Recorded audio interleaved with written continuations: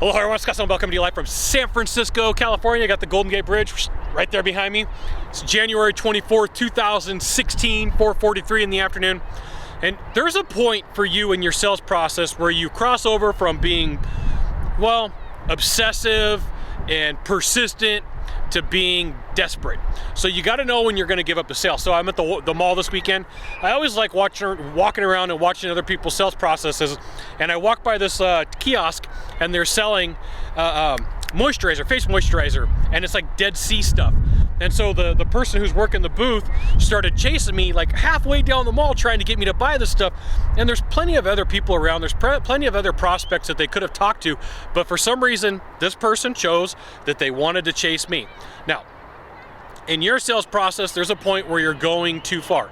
Don't get me wrong. I'm a huge fan of doing everything you can to make the sale, but where that crossover point where you become desperate and too persistent, you might have crossed it before in your lifetime, and I can tell you, I have. So take a look and watch and keep a chart of how often you're calling people and what you're saying to them, what you're doing before that they're like, hey man, just do something different. I'm not ever gonna do it. Now what you gotta know too is if you're having to chase after calls too much, you're probably not following the right path in your sales process. You're not asking enough questions. You're not building enough information. You may be confusing what a lot of people will say is you got to build rapport. You may be thinking, oh, if I build all this rapport, that person's going to tell me that, yeah, let's go ahead and do it. So the other thing is you're going to have to ask very blunt questions. Now, one of my favorite questions is this a polite way of telling me no? Or if this was a polite way of asking me for a discount, you'd let me know, right? So those two questions really help me solidify getting past and sitting down with people or calling people who really were not really interested. And there's a point where I'll ask people, say, hey, look, you know what? If you're not interested, just tell me no right now. You're not going to hurt my feelings. Now for you, what you got to do is figure out what way you're going to ask that so that it makes sense. Because understand, I have a different personality.